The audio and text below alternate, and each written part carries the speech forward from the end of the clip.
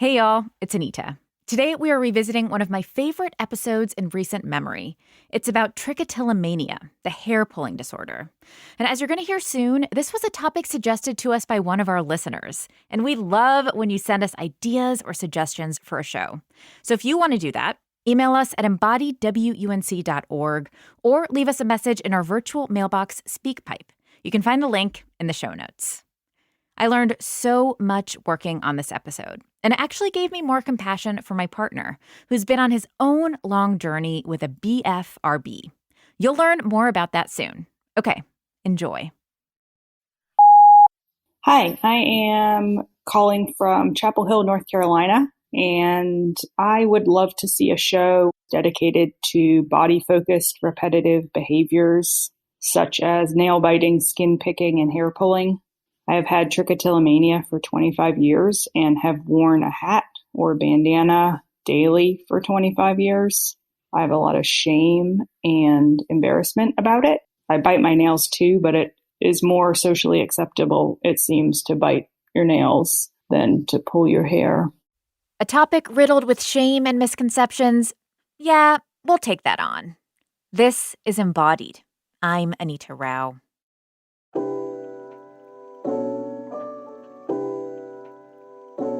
I made it through middle and high school without ever getting acne. A pimple popped up here and there, but for the most part, I really lucked out on the skin front, until a complicated bout of eczema hit me in my 20s.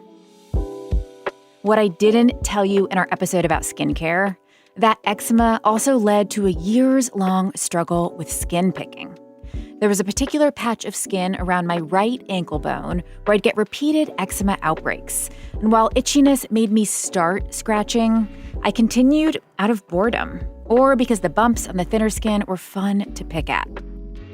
Sometimes I'd even do it without realizing it in my sleep and wake up in the morning with a bloody ankle. It looked gross to the point that I was embarrassed during sandal season. For a while, every attempt I made to stop scratching only seemed to make things worse. Eventually, I started bandaging the area to stop myself from getting to it, and found an eczema cream that actually worked. What remains today is a scar, an empathy for my past struggling self.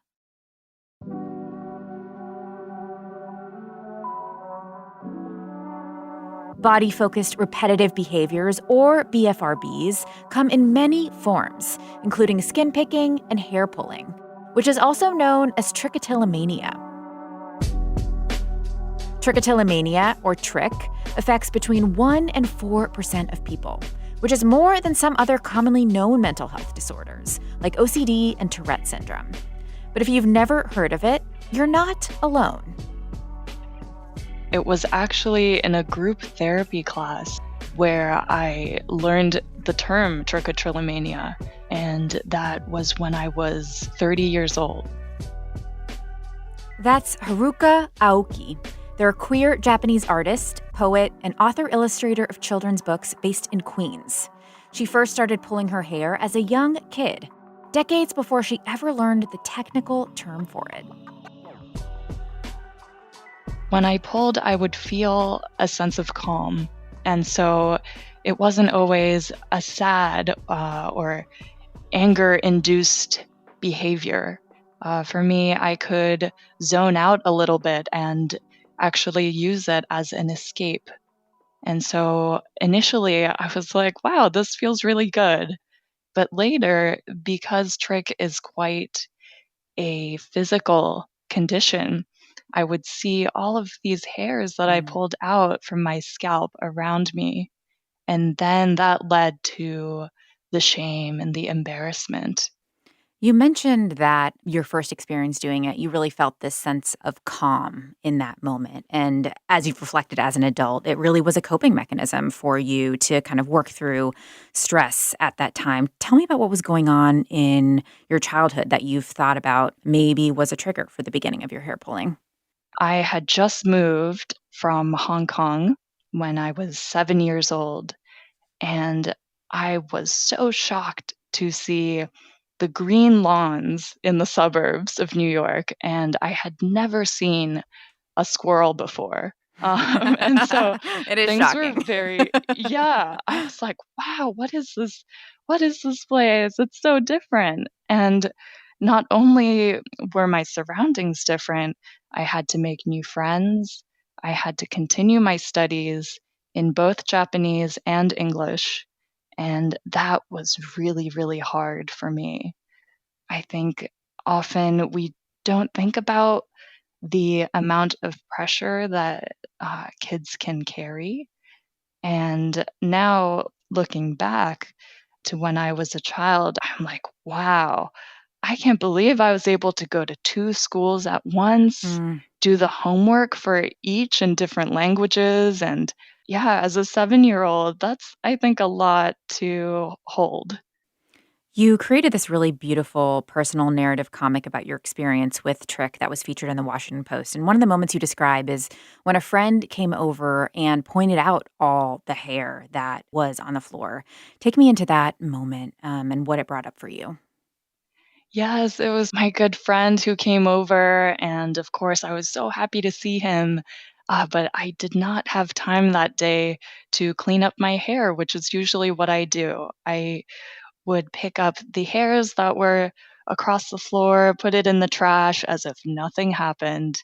And when he walked in, he immediately noticed all of the hair. And I actually couldn't tell him, even though he was such a good friend, I couldn't tell him the truth. Mm. So I'd say, "Oh, well, I actually love brushing my hair. It's a passion of mine."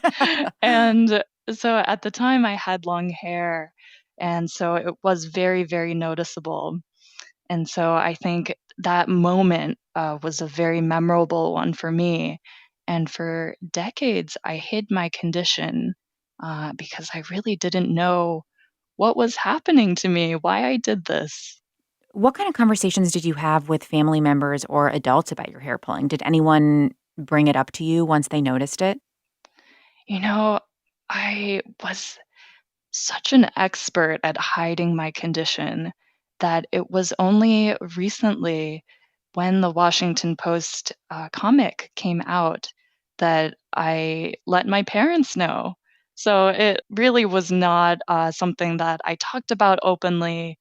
And I think part of that is because I didn't know what it was, and I Mm. didn't know that term trichotillomania.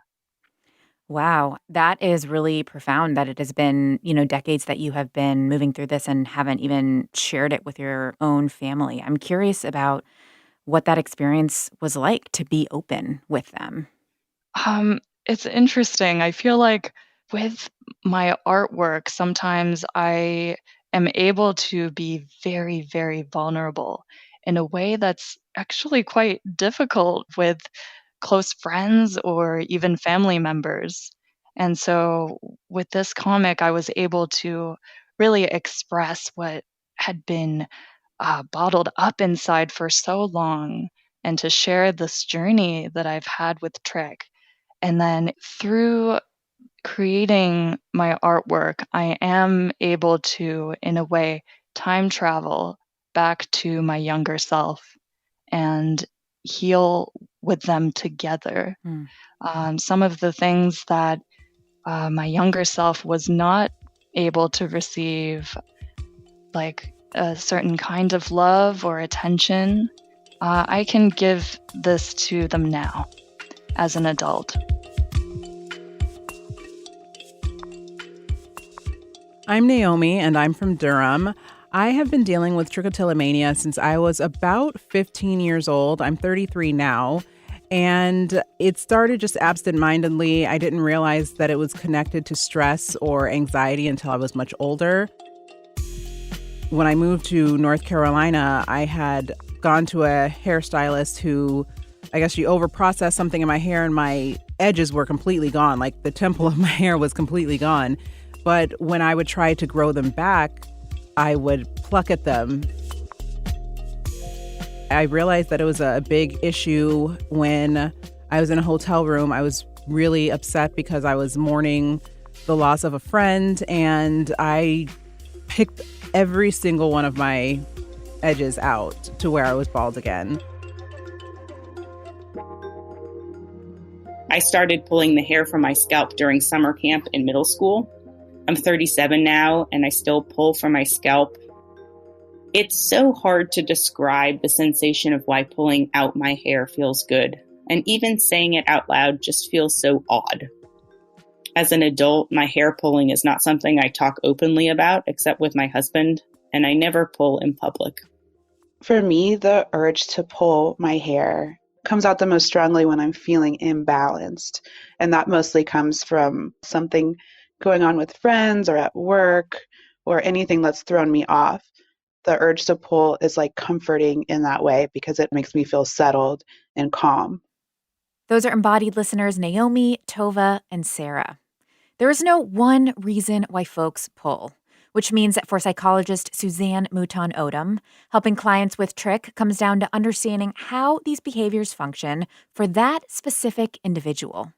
There is a reason why we are engaging in them, even if it looks to someone else like it would hurt or be uncomfortable or it wouldn't be a functional behavior.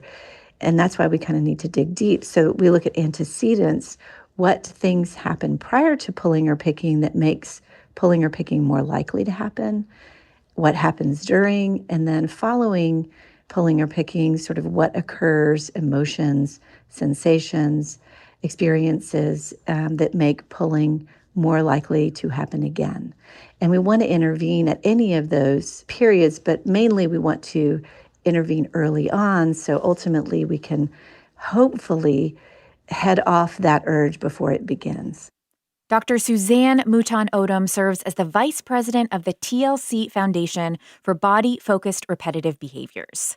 It's a Houston-based hub for research, resources, and information about trich and other BFRBs. There are lots of misconceptions out there about how trich relates to other mental health conditions. Addressing those misconceptions requires some important context. First, that trichotillomania is not the same as OCD. The behaviors associated with trich are repetitive largely because they feel good, or because they're helpful in calming the body down. Another important thing to note, this disorder isn't new. In fact, it's been around for thousands of years. There are references to hair pulling in the Bible, in the book of Ezra, and even in Homer's The Iliad. In ancient Egypt, we see in, digs, there are remnants of tweezers and implements to pull hair. So throughout history, we have references to pulling. And then there's, of course, the reference of, I'm so stressed I could just pull my hair out. Yes. Which I think a lot of people resonate with as being associated with feeling overwhelmed, stress, or in a difficult situation. What's interesting about that phrase is it really links pulling your hair out to anxiety, but there are other potential triggers for hair pulling. It's not just stress and anxiety that causes it. So talk to us about some of the other triggers. Sure. Well, I do think it's true that most people who pull hair and pick skin do those behaviors at least some of the time when they're feeling tension or stressed. Mm-hmm. But as soon as they say that, someone will say, and I also pull or pick at other times too. And those might be downtime, watching television, while thinking, sitting at work or on the computer, being in front of the mirror, getting triggered by visual cues, seeing a hair or a spot of skin that looks different or unusual. So it can be triggered by what we call internal triggers or cues, which would be thoughts or feelings or sensations, or external triggers or cues, which would be places, activities. And so there's oftentimes a feeling of gratification or relief following a BFRB. So in the moment, I mean, it feels pleasurable. It feels good. But afterward, there are consequences from folks. We heard Haruka talk about that experience of having a friend comment on all the hair that was on the floor. I'd love to hear about some of the other consequences experienced by the folks that you work with that go beyond just what their personal experience or personal appearance is. Most of all, shame and secrecy. People even get into self-hatred or disgust. At the very least, confusion and not understanding why one is engaging in these behaviors. People feel very isolated and alone. But beyond sort of the psychological and emotional impact, we have psychosocial, people reacting differently to a person who has scars on their skin or is wearing a wig or has a bald spot. We see, people not pursuing a career path that they would have otherwise pursued or higher education because of having to go to college and have a roommate or go through some of the social, implications of that. It is expensive to pay for wigs and scar ointments and laser treatments and sometimes even surgeries. There are medical implications for many people. About 13% of people who pull their hair out ingest the hair, which can be problematic if they're ingesting long hairs. Those long hairs can get tangled with food and get stuck in the stomach and not pass through the gut, which can cause a blockage where it has to be surgically removed as a result. And so these are not behaviors that are to be taken lightly.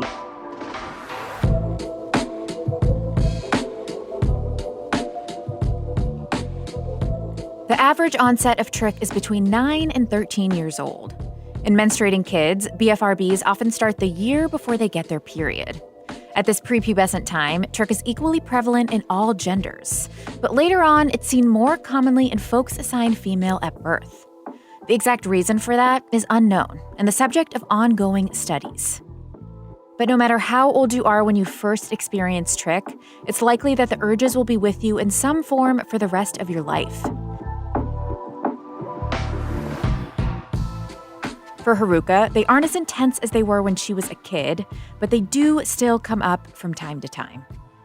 I definitely do still have the urge to pull, and when I do now, I try to be aware of them because hours can go by without me noticing. And for me personally, I would like to stop that urge or try.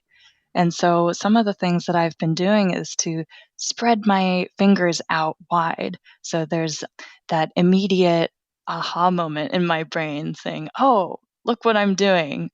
And also, sometimes I wear gloves, especially while I'm watching movies.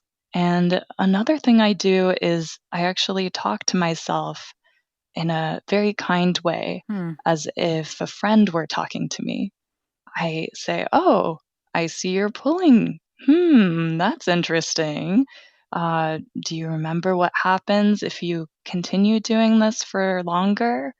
Perhaps it's a time for a tea break. Or, has it been 3 hours since you last stood up? Just trying to coax myself out of that zone that sometimes I get stuck in. I love that. And that really brings me to this, I guess, thought about acceptance. Some of the work is helping people to accept that this impulse is going to continue. Suzanne, talk to me about the movement toward acceptance and how you try to help folks on that journey if they're coming from a place of really feeling frustrated that they can't stop the behavior. Sure. And I think it's such a beautiful reframe of this. And the truth is, we see people stop engaging in their BFRB all the time. But you're right. Those urges, impulses, sensations may still be there forever. And maybe they die down and they get quiet over the years. But I think because these are hardwired, built-in potentials, we all need to accept that we have predispositions and potentials built in with our genetics. And we can't change that, but we learn to manage it.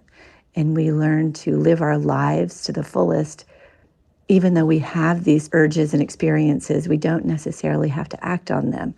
And so learning to tolerate experiencing an urge and not acting on it is a huge part of what we do in therapy if a person's willing to do that. Haruka mentioned earlier not really sharing this with her parents until very recently. I'm curious if you work with parents who are bringing in their kids because they're concerned about the behavior and what that looks like if maybe a parent is concerned but the kid isn't. Is it always necessary to stop this behavior? Sure. We work with parents all the time, and it is as important, if not more important, to work with parents to change how they are responding. And the most important thing for parents to realize and understand is how not to instill or reinforce shame within their child.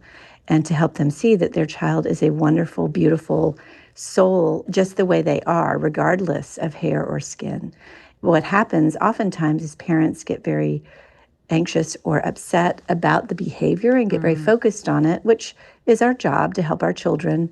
But what it looks like to a child is, I am only good if I have hair. I am only okay if my wounds are healed and my skin is healed. And it can really lead to and reinforce that shame that is already there. Haruka, you write and illustrate a lot of stories for kids about identity and self-expression. I know you haven't created something explicitly about trich for kids, but I'm curious about kind of how you think about opening those spaces for kids to reflect on their internal emotional lives and why that's a fruitful space for you. As a kid, I did feel very lonely and different.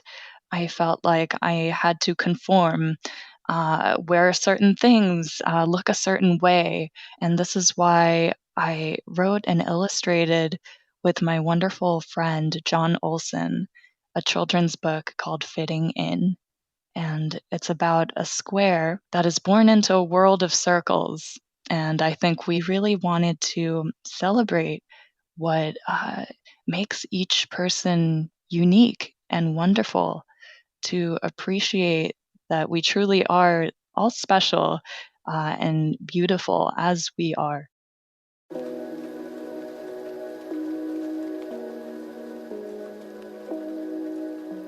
I highly recommend checking out Haruka's children's book and all of their illustrations in general. The very last illustration in her comic about trich has a line and accompanying drawing that really got me. It's an image of her older self hugging her younger self, and the text reads, "By being kind to myself, I know that my kid self has a chance to heal too."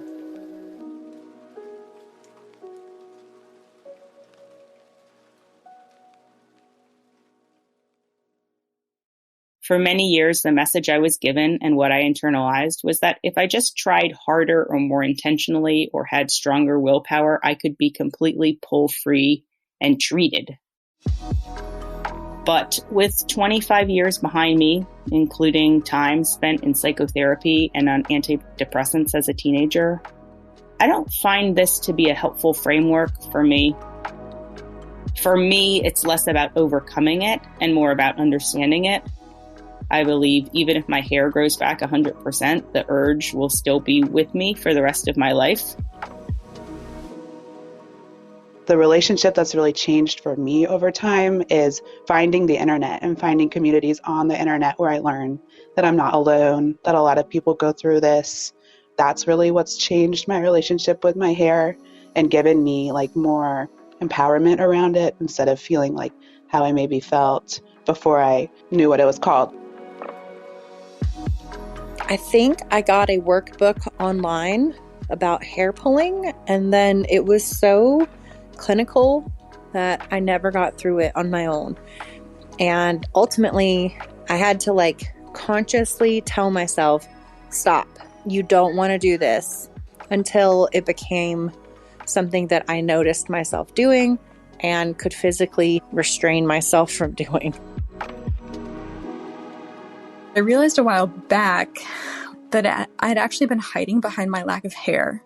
And I just started to wonder what I'd look like, how I'd feel if I just let it do its thing.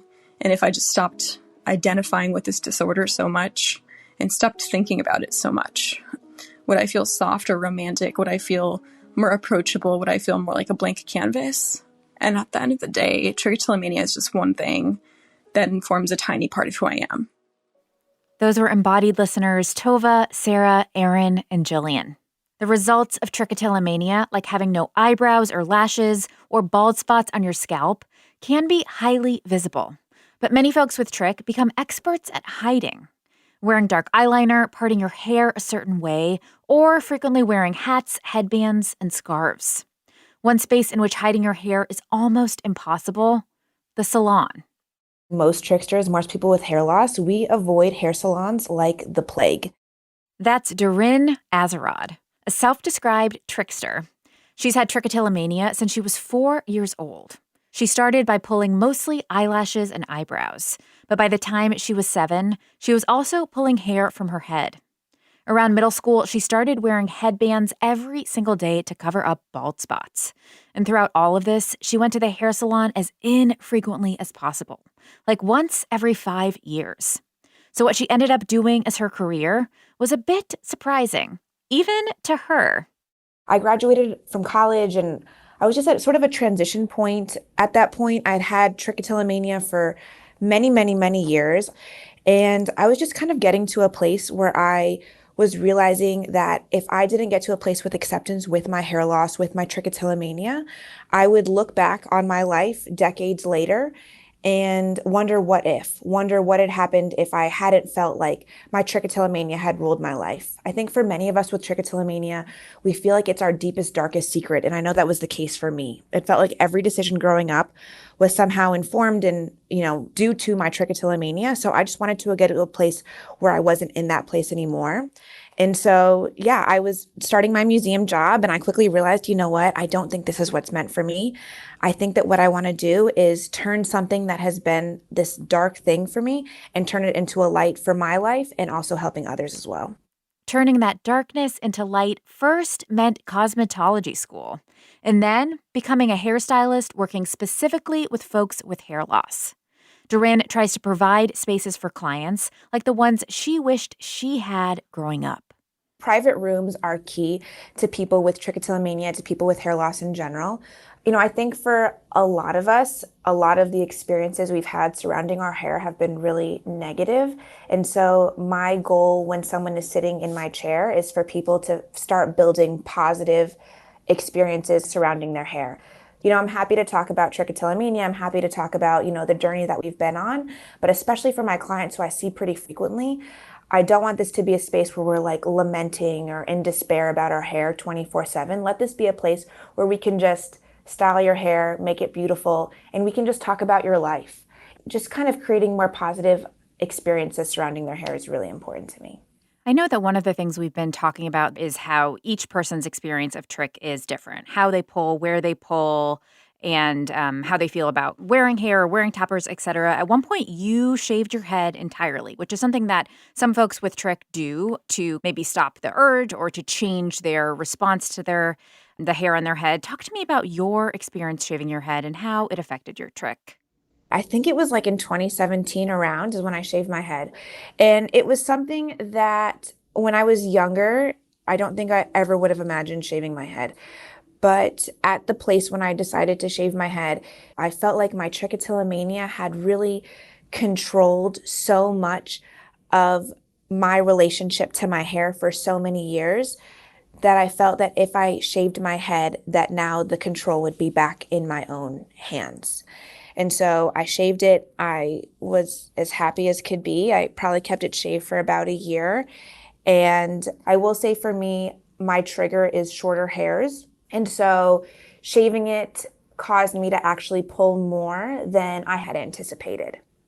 You mentioned earlier that hair is really a symbol of so much. Now that you're at this point where you have accepted your trich, but you are often wearing hair of some sort, I'm curious about the symbolic associations that you have with hair. My relationship to my hair and my alternative hair has definitely morphed over the years. When I first started wearing alternative hair, like I said, I was 16, and it was because I had to wear headbands every single day.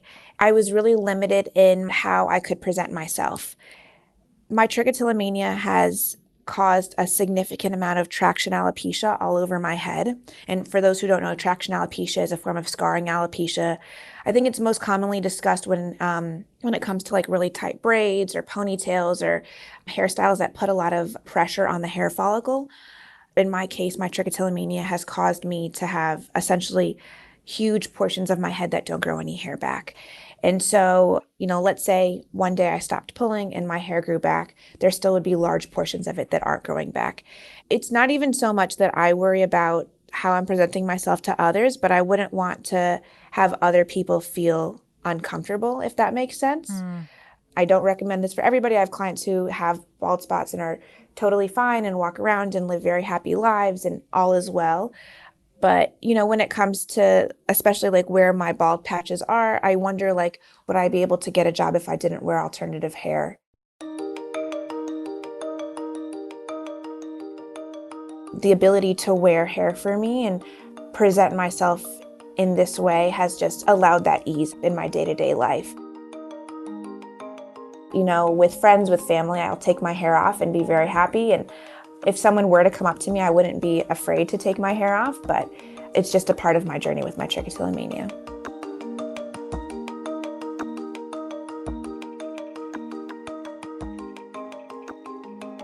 Wherever you are on your journey with trichotillomania or any kind of hair loss, finding a stylist who can ride that journey with you can help ease some of the tension and discomfort.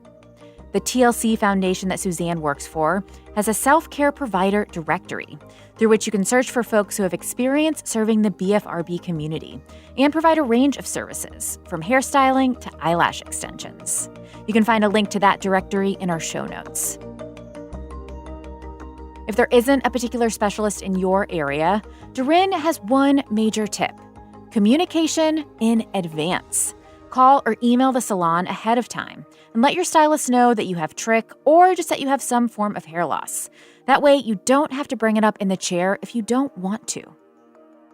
I currently work at a salon that specializes for, people with all different forms of hair loss. And on my first day of shadowing, there was a client who was getting her first hair piece ever. And her form of hair loss and my form of hair loss are different. But, so many of her questions and concerns and just thoughts were the exact same things that I was worried about when I first started my journey with alternative hair and when I first started coming to a salon that specialized for people with hair loss. So we are different, but we're similar in a lot more ways than I think we realize. That last line pretty much sums up my big takeaway from this show. It wasn't until I was working through writing the intro essay that I even connected my own experience to a BFRB. The same was true for a lot of folks on the Embodied team. And the compassion part, that is a lesson I can always stand to relearn. My partner has also been in a long journey with his BFRB, and I'm glad we have some new language to talk about it. If listening to this episode has helped you recognize or give words to some of your own behaviors, Haruka has this to say, directly to you. If I could, I would reach out and give them a big hug. It can be so, so lonely, and I want to say you're not alone. You can just imagine me in the house next door, sometimes pulling my hair and, having a hard time with that behavior. There are way more people than you think who are struggling through this, and it's not something to be ashamed about. We can all manage it together.